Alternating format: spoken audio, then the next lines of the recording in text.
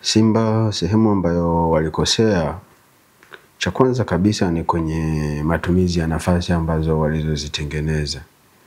Hiyo ndio sehemu kubwa ambayo waliokosea. Lakini nukta kubwa ambayo inawapelekea haya yote, nadhani bado Pantev hajawa na first 11 ambayo inaeleweka, kwa sababu amekuwa akifanya rotation kwa kiwango kikubwa sana, kitu ambacho sometimes kinaweza kikaathiri timu kupata matokeo mazuri.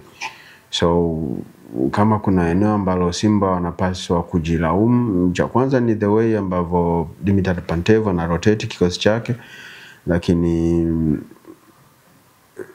finishing ability ya wachezaji wa Simba ni kama imeshuka hivi, kwa sababu ni hawa ambao waliopo kipindi hiki ndio walioifikisha Simba maybe kwenye hatua ya finali kwenye last season, kwa sababu Jean Chazawa ambaye alikosa nafasi ya wazi kabisa dakika ya kwanza, ni mchezaji ambaye ndio alikuwa top scorer kwenye kikosi cha Simba msimu uliopita. Lakini ile ya Eli Mpanzu, I think ana deserve more credit kuliko kulaumiwa kwa execution aliyoifanya, kwa namna ambavyo alivyopiga ule mpira na nafasi aliyokuwa nayo. Kama angefunga it could be wow kwa upande wake, kwa sababu aliweza ku-execute eneo ambalo hakuna mtu alitarajia angeweza kupiga vile. Lakini kwa bahati mbaya ukaenda kupiga posti ukarudi kwenye miguu ya Jean Chazawa, I think alikuwa off, hakuwa active uwanjani, ndio maana alikuwa kama ameshtukizwa tu na ule mpira ulivyorudi. Na hicho kilionekana kwa wachezaji wengi sana. Yaani kuna namna wachezaji walikuwa wako switched off, kwa sababu kwenye nyakati ambazo unakuja mpira kwa kushtukiza, yeye ndio anakuwa anashtuka, yani anakuwa hajajiandaa kuona mpira unakuja. So hilo ni eneo jingine ambalo pia lilienda kwa athiri Simba Sports. By the way, Simba wamepoteza mchezo ambao walikuwa wana uwezo wa kushinda, kulingana na aina ya timu waliokucheza nayo, the way ambavyo timu ilikuwa ina defend, the way ambavyo walikuwa wakifanya transition, na wazungumzia Stade Malien, hawakuonekana kuwa timu hatari. Simba walikuwa bora kwenye baadhi ya maeneo, na ni udhaifu tu wa kuconvert zile nafasi za walizozitengeneza kuwa mabao, ndio kitu ambacho kilichowahukumu kwenye mchezo wa jana. Tukiangalia kundi lilivyo, Simba tayari ameshapoteza mchezo mwingine. Nadhani nafasi ya Simba iko mpaka sasa hivi. Watu wanaweza wasinielewi, lakini nitabaki kusimamia kile ambacho mimi ninakiamini. Kwangu mimi, kwa the way ambavyo Simba imekuwa ikicheza, na kama wataendelea kuwa na Mwalimu Pantev na aina hii ya uongozi uliopo, msimu wa Simba kwenye ligi ya mabingwa barani Afrika umeshamalizika. Hakuna namna, yani hakuna muujiza wote ule ambao Simba Sports wanaweza wakafanya. Kitu pekee yake ambacho wanaweza wakafanya, maybe wanaweza kashinda mchezo mmoja, maybe wanaweza kashinda mchezo mmoja na sare, wanaweza kashinda michezo miwili, and none of above. Sioni wakienda zaidi ya hapo. So alama 6 hazikupeleki mahali kokote pale. To be honest,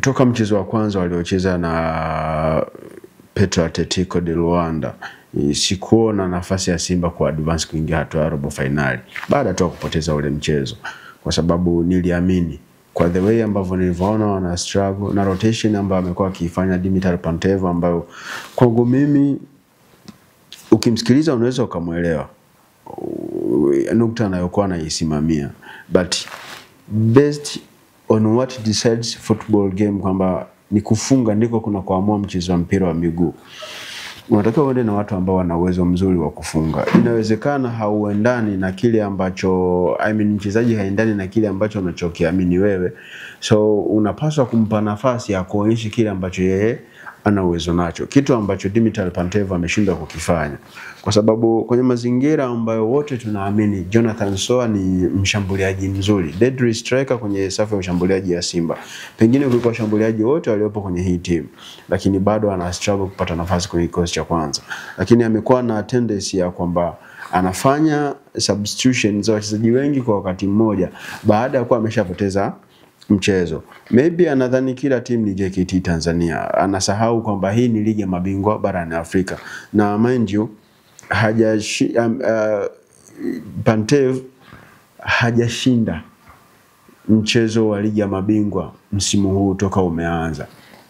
Amepoteza dhidi ya Simba akiwa na Gaborone kwenye uwanja wake wa nyumbani, akaja katoa sare na Simba kwenye uwanja wa Benjamin Mkapa. Mchezo peke yake I think alipata matokeo, it was Nsingizini ule wa away, ndio mchezo peke yake ameshinda.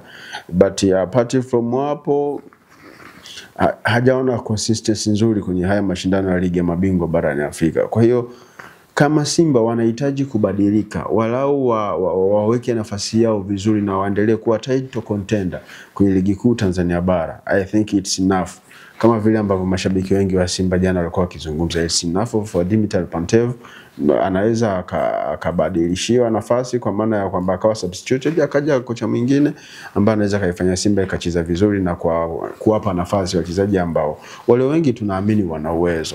Nimeitazama safu ya kiungo ya Simba, sioni ni kwa nini Yusuf Kagoma hachezi. Yani sioni hiyo sababu kwamba Yusuf Kagoma hachezi kwa sababu gani. Kwa sababu ukimwangalia Alassane Kante box to box midfielder, ana uwezo mzuri sana, ana passing accuracy, ana uwezo mzuri wa kushoot, ana uwezo mzuri wa kuhold kwa maana ya kukaa na mpira, well and good, lakini ana madhaifu kwenye kuzuia.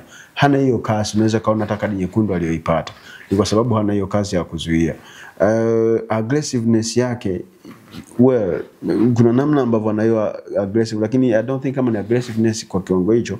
Naweza kusema ana ile toughness ambayo anaweza akahold mpira, akahold wachezaji wawili watatu ambao wanakuja kumchallenge, lakini hayupo comfortable sana pale anapokuwa hana mpira mguuni.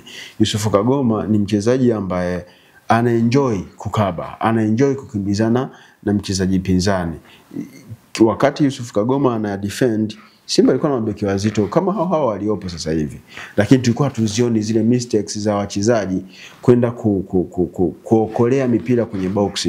Kwenye Kiswahili chetu cha mtaani tunasema wanaenda kusengulia kwenye box. Yani hakuna namna ambavyo unaweza ukawa na mabeki wawili wakati wazito kwenye pace, halafu na kiungo wao mzuiaji naye awe mzito afu ubakie kwa salama. So what happened kwa Alassane Kante wala hastahili lawama. Alipaswa kufanya kile alichokifanya.